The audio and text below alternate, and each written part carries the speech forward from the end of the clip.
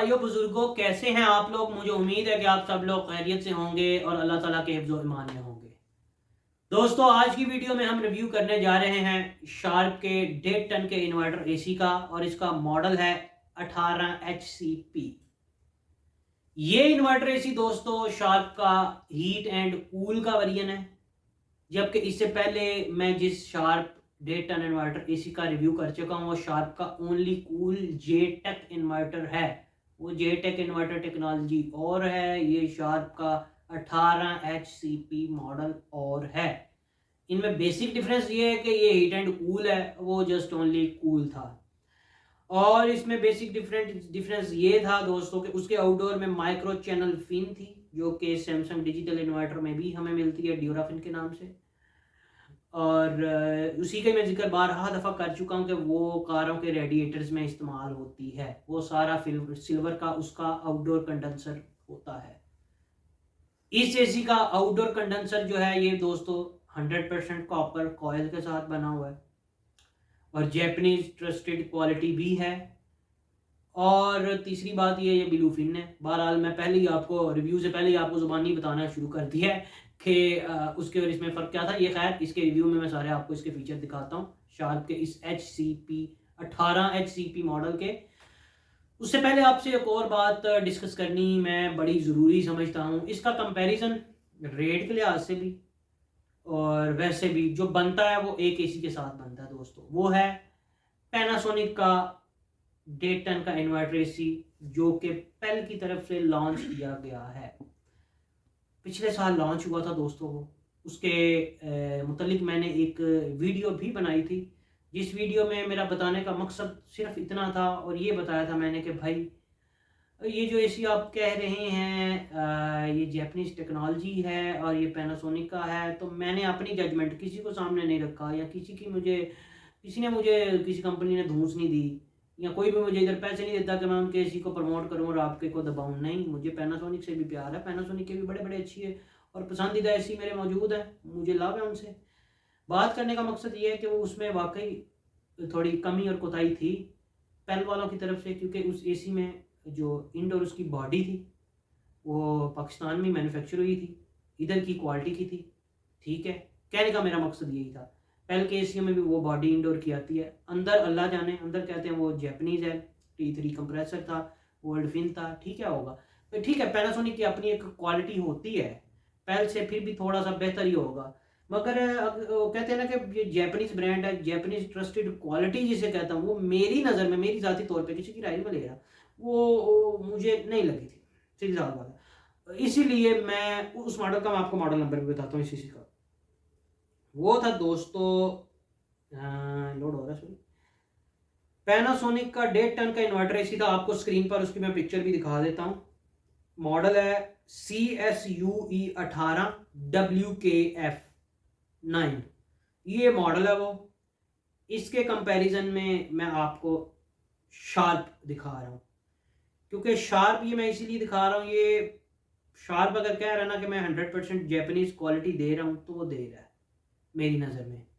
क्योंकि शार्प अभी पाकिस्तान में इतना चल नहीं रहा, इतनी सेल नहीं है, इसलिए इसे मैन्युफैक्चर करना, क्योंकि पहल पैनासोनिक का डिस्ट्रीब्यूटर है, इसका इधर सेल हो रहा है मगर इतना नहीं हो रहा। मार्केट वैल्यू बहुत कम है, मार्केट में बहुत कम बंदों को पता है शार्प का। तो इसलिए इसके जो सारे पार्ट्स हैं ना, ये जो मैं इसी आपको दिखाने लगा हूँ, ये सारे ही थाईलैंड में मैन्युफैक्चर हुए हैं। इसके A to Z इसमें जो पेज तक लगा हुआ है, इसकी जो जाली है, ये सब बाहर की है, थाईलैंड की, वहां से आई है। पाकिस्तान में सिर्फ ये असेंबल्ड हो रहा है और असेंबल्ड पाकिस्तान में करने की वजह ही सिर्फ ये है कि ड्यूटियों से बचा जाए। ड्यूटी कस्टम बहुत लग गया हुआ है, जिसकी वजह से इंपोर्टेड एसियों के रेट बहुत ज़्यादा हो गए हैं, बल्कि इंपोर्ट ही नहीं हो रहे। पाकिस्तानी गवर्नमेंट कह रही है कि इधर ही असेंबलिंग हो, बल्कि मैन्युफैक्चरिंग भी इधर ही हो। बहुत से पोर्ट्स पे रुके पड़े हुए हैं एसियों के कंटेनर्स, ग्री के कुछ बड़े कंटेनर रुके पड़े हुए हैं। असेंबल्ड एसी जो बाहर से आ रहा था वो अब आना, हुकूमत ने बैन लगा दिया, कह रहे हैं इधर ही असेंबलिंग करें, इधर मैन्युफैक्चरिंग करें, इधर रोजगार बढ़े। ये कुछ वजूहत हैं।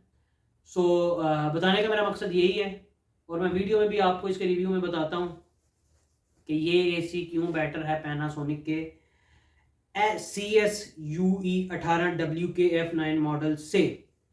हालांकि उसमें T3 कंप्रेसर बताया गया है और इसमें T1 लिखा है।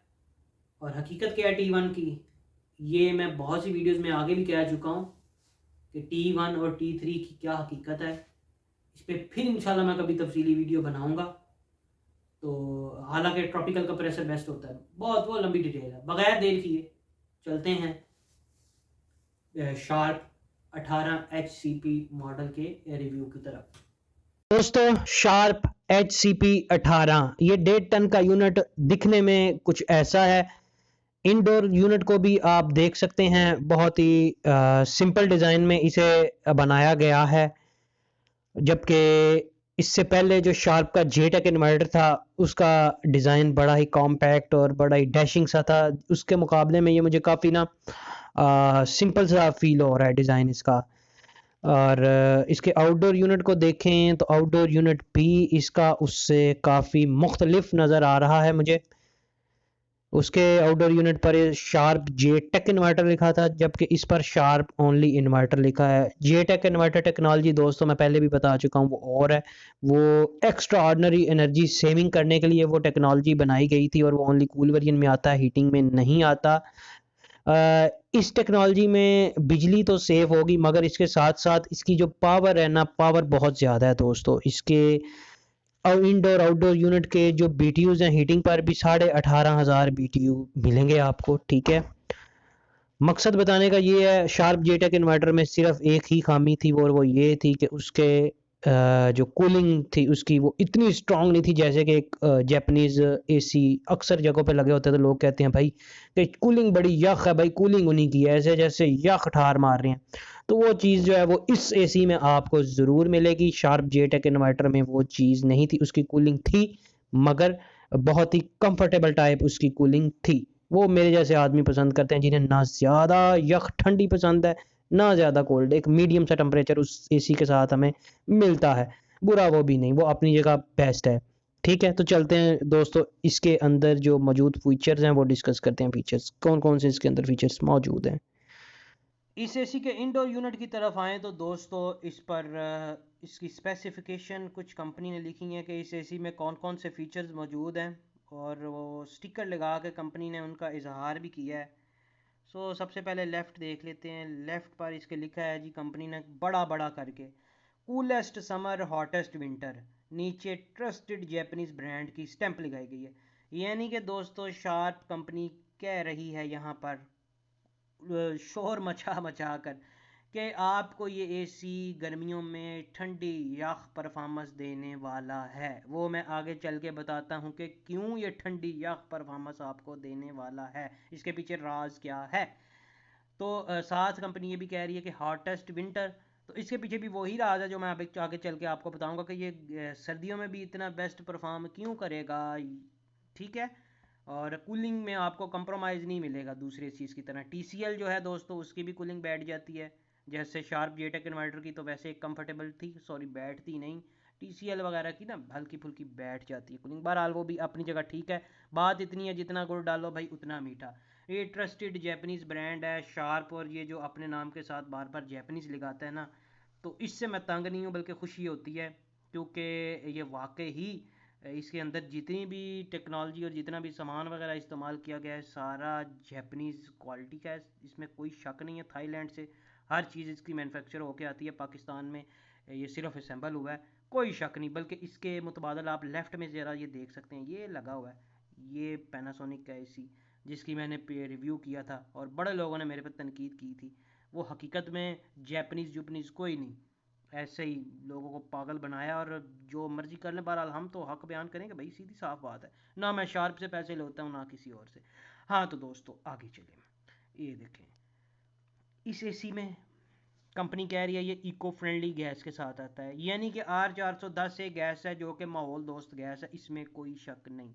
लोअर नॉइस इसका फीचर है, और ये तो शार्प कंपनी को कहने की ज़रूरत नहीं, बल्कि ये मैं यकीन के साथ कह सकता हूँ जैपनीज़ AC लेने का सबसे बड़ा एक जो फ़ायदा वो यही है कि इसकी लोअर नॉइस होती है। भाई कमरे में AC चल रहा हो ना, किसी भी चाइनीज़ लोकल ब्रांड का चैंग होंग रुबा को आप ले लें, आप TCL को ले लें, आप पेल को ले लें, ओरिएंट को ले लें, हायर को ले लें, जितने भी लोकल हैं सभी रूम में AC चलेगा तो पता चलेगा AC चल रहा है। पंखे के ब्लोअर की आवाज़ शां शां आएगी, यानी साउंड किसी ना किसी किस्म का आपको मिलेगा। ये चीज़ आपको जैपनीज़ बड़े ब्रांड्स में नहीं मिलेगी। ओरिजिनल पैनासोनिक भी होगा उसमें भी नहीं मिलेगी, मित्सुबिशी में भी नहीं मिलेगी, एक्सन में भी नहीं मिलेगी, डाइकिन में भी नहीं मिलेगी। ये बहुत ही साइलेंसली चलते हैं दोस्तों। और ये ही इसी को तो मैं कहता हूँ क्वालिटी, यही तो एक राज है जैपनीज होने का। मतलब समझें आप मेरी बात को, जहाँ से मैं बोलना चाह रहा हूँ कि जैपनीज क्वालिटी जैपनीज होती है। कीमत का चाहे थोड़ा सा फ़र्क हो, कोशिश किया करें जैपनीज ब्रांड की तरफ जाया करें भाई लोगों, क्योंकि रिलायबिलिटी बहुत होती है। इस एसी को आप डिसअसेंबल भी करें, जब वापस असेंबल करेंगे तो इसके लाख लूक इन चीज़ों के नहीं टूटते। जबकि जो लोकल ब्रांड होते हैं, लोकल प्लास्टिक वाले, वो एक दो दफ़ा एसी उतार के खोल के साफ करें वापस लगाएं, उनके क्लिप क्लिप टूट जाते हैं। इनकी वो भी सेटिंगें बड़ी ज़बरदस्त किस्म की बनी होती हैं। मैं सिर्फ शार्प का नहीं कह रहा, सभी जैपनीज़ ब्रांड जितने भी पाकिस्तान से बाहर बन के आते हैं एसी, क्वालिटी है यार वो लोग देते।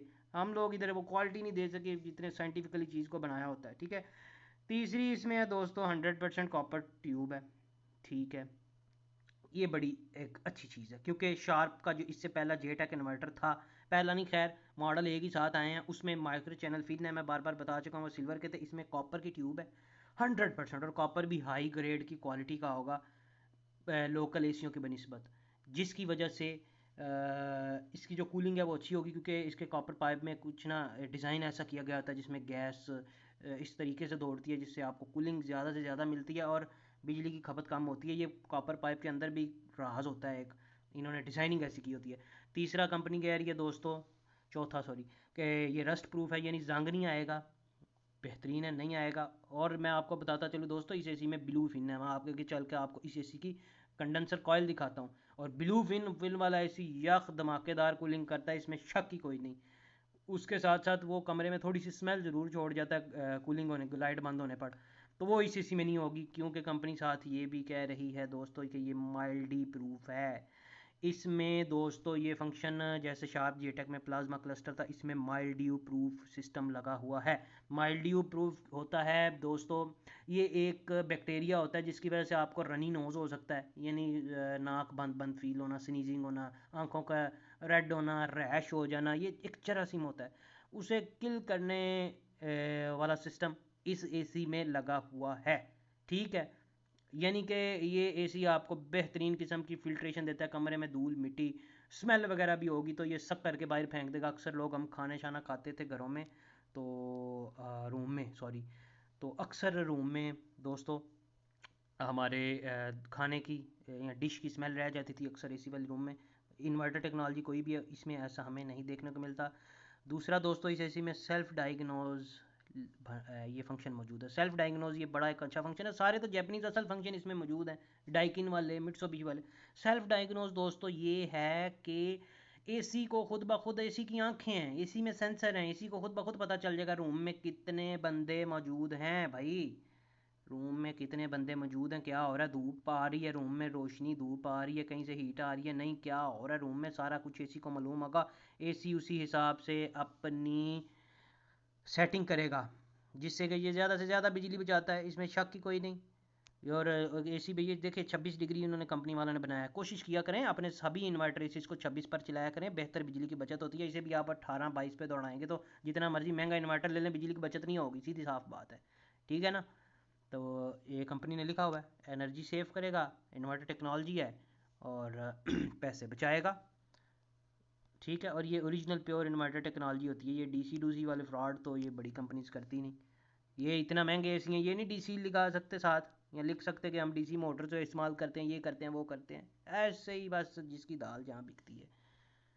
ये दोस्तों, ये इस एसी के एयर फिल्टर्स हैं, ये काफ़ी अच्छी क्वालिटी के हैं, मिट्सुबिशी में भी यही क्वालिटी आती है और पैनासोनिक के कुछ जो मॉडल हैं उनमें भी ये बेहतरीन फ़िल्टर्स हैं। आजकल ना इन्वर्टर एसीज़ में जो फ़िल्टर्स आ रहे हैं ना, वो ना यार उनकी जो क्वालिटी है ना, क्वालिटी तो चलें ठीक है, जैपनीज़ में अच्छी आती ही है, मगर लोकल में भी जो आ रहे हैं और जैपनीज़ में भी ऐसे एक फ़िल्टर देखे हैं, वो बारीक जाली सी होती है, वो गंदी बहुत जल्दी हो जाती है जिससे एसी का सांस नहीं निकलता। ये जाली को आप महीने बाद भी साफ़ करेंगे ना तो चल जाएगा, उन्हें आपको हर 7 दिन बाद साफ़ करना ही होता है, वरना एसी की परफॉर्मेंस गिर पड़ती है। तो ये एक बड़ी अच्छी बात है। इस एसी के बारे में। नीचे आप देख सकते हैं इसकी कॉपर ट्यूब्स हैं, मगर वो ब्लू ब्लू नज़र आ रही हैं। ब्लू इसलिए नज़र आ रही हैं कि इसमें ब्लू फिन कोट किया गया है। इसके फिन्स में ना कॉपर कॉइल्स पर ब्लू फिन का कोट है। और ब्लू फिन मैं अक्सर बता चुका हूँ, हाइड्रोफिलिक फिन होती है ये। और ये भाईजान इस पे एक तो ये इसकी लाइफ बहुत ज़्यादा होती है, ठीक है, और इसको जो है वो जंग शंग नहीं आता।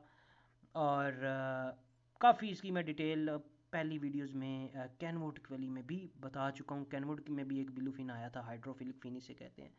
तो इसकी जो कूलिंग यख होने की वजह है ना, एक वो इसमें यख से भी यख होगी। सिल्वर फिन में भी यख होती है, मिट्सुबिशी का सिल्वर है, और भी डाइकिन भी सिल्वर फिन है। मगर ये ब्लू फिन कोट होने से ना एक वो यखपन बढ़ जाता है थोड़ा सा।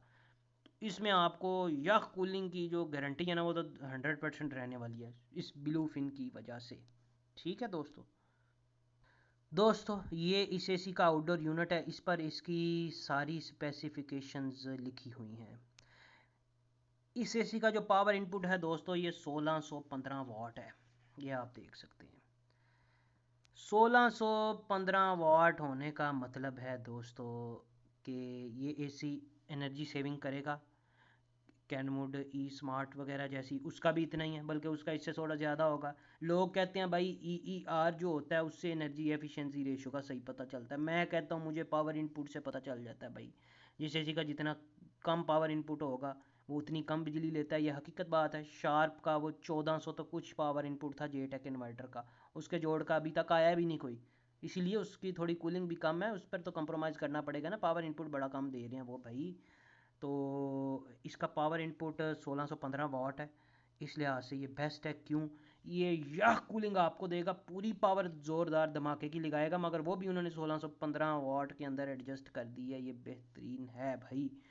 EER जो मेंशन है 3.2, कैलकुलेट करें तो शायद कुछ और निकले। खैर उस तरफ मैं अभी गया नहीं, कैलकुलेटर मेरे पास मौजूद नहीं, वरना मैं कैलकुलेट भी करके आपको बताता है इसको। EER को पावर इनपुट को फिर BTU के साथ मल्टीप्लाई करके तो डिवाइड करते हैं, बड़ा एक सीन है वो, फिर उस पर कभी इंशाल्लाह डिस्कस करेंगे। तो दोस्तों हीटिंग पर इसके 18,500 BTU हैं, ये देखें। यानी कूलिंग से ज़्यादा सर्दियों में इसकी जो हीटिंग कैपेसिटी है वो 500 BTU ज़्यादा रखी गई है, जबकि उस पर पावर इनपुट 1595 वाट है। देख रहे हैं आप, इसे कहते हैं जापानीज़ टेक्नोलॉजी भाई। तो दोस्तों नीचे आप मज़ीद देख सकते हैं, manufacture bye sharp corporation, Takumi चो सकाई कू सकाई ची ओसाका जापान।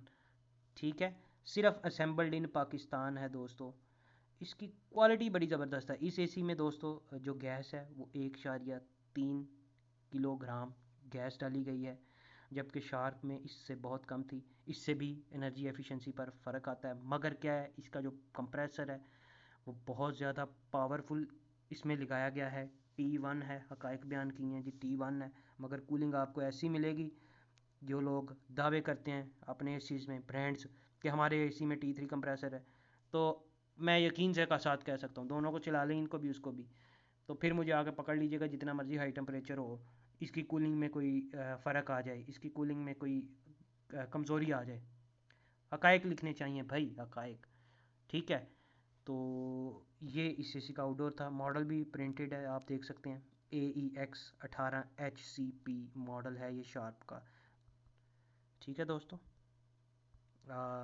इसके आप इंडोर यूनिट के भी नीचे वाला स्टिकर देख सकते हैं, इधर भी इसकी सारी वो मेंशन की है। Cooling capacity, power input, current ज़्यादा से ज़्यादा ये 7 एम्पेयर लेगा दोस्तों, इससे ज़्यादा ये नहीं जाएगा। जबकि इसका रेटेड मैक्स पावर इनपुट नहीं लिखा, उस पर थोड़े ज़्यादा एम्पेयर भी हो सकते हैं, मगर इधर मैक्स मेंशन नहीं है। तो दोस्तों आपने देख ली इसकी स्पेसिफिकेशंस भी, बिजली के मुतल्लिक़ मालूमात और टेक्निकल स्पेसिफिकेशन इसे हम कह सकते हैं। और लास्ट में दोस्तों मैं आपको बताता चलूँ, इस एसी की जो कीमत है ये 95,000 से लेकर 1 लाख रुपए के दरमियान आपको ये मिलेगा। और ये एसी दोस्तों वैल्यू फॉर मनी है, इसमें शक व शुबे की गुंजाइश बिल्कुल नहीं है।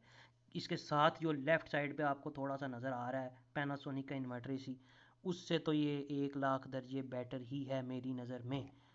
वो मैं बारहा दफ़ा बता चुका हूँ। इसकी जो इंडोर की बॉडी है, आउटडोर की बॉडी है, आउटडोर का मटेरियल है, आप देखें आउटडोर की बॉडी को, उसका मेटल देखें, उसकी शीट जो देखें, ये सारी जैपनीज़ शीट इसमें इस्तेमाल की गई है, बल्कि ये इंपोर्टेड शीट है जो बाहर बनती है उन्हीं कंट्रीज़ में। और मैं यकीन के साथ कह सकता हूँ ये बॉडीज़ जो आउटडोर यूनिट की बनी है इसकी, ये इन्होंने मित्सुबिशी हैवी इंडस्ट्रीज़ एक फैक्ट्री है वहाँ से असेंबल्ड हुई है ये बॉडी, ये मैं आपको यकीन के साथ कह सकता हूँ। और इसमें आप ये देख सकते हैं कि इसके आउटडोर के जो बैक पर एक ये जाली लगी है, पीछे भी लगी होगी, ये तो खैर इस पैनासोनिक को भी लगी है ताकि पीछे से जो कंडेंसर कॉयल है और जो कंडेंसर की जो फिन्स हैं सॉरी वो अक्सर कुछ चीज़ लगने की वजह से वो फिस जाती हैं, बैठ जाती हैं। तो खैर इससे इन दोनों एसियों में तो सेफ्टी लगाई गई है, दूसरे एसियों को भी लगाना चाहिए। और ये जो पैनासोनिक का एसी आपको लेफ़्ट साइड पे नज़र आ रहा है, उसकी ऑफिशियल प्राइस मैं आज ही चेक कर रहा था 1,03,000 रुपये कर दी है, 1 लाख तक वो भी मिलेगा, उससे बेहतर है आप ये लें। क्यों? इस एसी को मैं ये अपनी मतलब समझ लें कि अपने ज़ाती नज़रिए के साथ कह सकता हूँ कि इसके आउटडोर में भी सारी बाहर की चीज़ें लगाई गई हैं, मटेरियल जो है वो आपको इम्पोर्टेड लगा मिल रहा है, नज़र आ रहा है भाई, नज़र आ रहा है। उसकी एसी की आउटडोर की जाली देखें आप, उसकी बनावट देखें, उसकी उसमें इस्तेमाल होने वाले पेज देखें, हर पेज तो इधर भी मिल जाते हैं, मटेरियल देखें, ठीक है ना। उसमें जो सामान वगैरह इस्तेमाल किया गया है वो दोस्तों मैं बारहा दफ़ा कह रहा हूँ 80% पेल का है। पेल एसी में जो आपको मिलेगा 80% पेल फिट में जो आपको मिलेगी चीज़ें वो उस पैनासोनिक के एसी में आपको वो दे रहे हैं। पैनासोनिक का वो है नहीं, पेल का ही है, मोहर पैनासोनिक की लगा दी है अंडर द लाइसेंस। पैनासोनिक की जो पाकिस्तान में जो सप्लाई है, जो चीज़ों की वारंटी क्लेम करनी है वो पेल वाले कर रहे हैं, कब्ज़ा उनका आ गया है। अब मुझे चाहे जो मर्ज़ी कहें, हम तो सच बोलने से नहीं ना रह सकते भाई, बात इतनी है। तो ये दोनों एक ही रेट के एसी हैं, कहने का मकसद सिर्फ इतना है, सादी सादी बात, इसे मेरी राय के मुताबिक ये ट्राई करें। ना तो मुझे शार्प वालों ने अब तक कोई पैसे दिए हैं, ठीक है, पिछली दफ़ा भी मैंने गार्बिन का एसी लगवाया, कितना अच्छा रिव्यू किया, मुझे ये चीज़ अच्छी है, साफ साफ बताता हूँ मैं कि भाई ये अच्छी है, ये क्वालिटी है, क्योंकि मैं क्वालिटी कॉन्शियस हूँ, क्वालिटी के पीछे मैं भागता हूँ, ठीक है, मैं क्वालिटी बिना नहीं रह सकता। आज भी पाकिस्तानी मार्केट में नोकिया मोबाइल फ़ोन की जो मार्केट है वो गिर गई है, ख़त्म हो गई है, मॉडल ही नहीं मिलते, इक्का दुक्का मॉडल आते हैं। मैं नोकिया मोबाइल फ़ोन चलाता हूँ, कोई चाइनीज़ ब्रांड की तरफ मैं नहीं गया भाई, सीधी साफ बात है। हालांकि अच्छे होते हैं, सैमसंग पर भी मुझे ट्रस्ट नहीं है मोबाइलों में, नोकिया मुझे ट्रस्ट की बात है ना, मुझे इस तरह के ड्यूरेबल चीज़ों पर ट्रस्ट है और मैं वही रिकमेंड करता हूँ, ये आप चलाएं। ये शार्प कंपनी से ना कुछ मैंने लिया है ना दिया है, इन्हें भी चाहिए मुझे अवार्ड वगैरह दिया करें।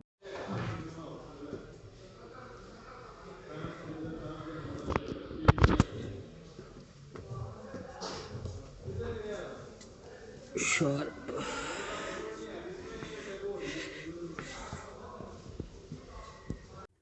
तो दोस्तों ये था शार्प 18 HCP मॉडल का डिटेल्ड रिव्यू।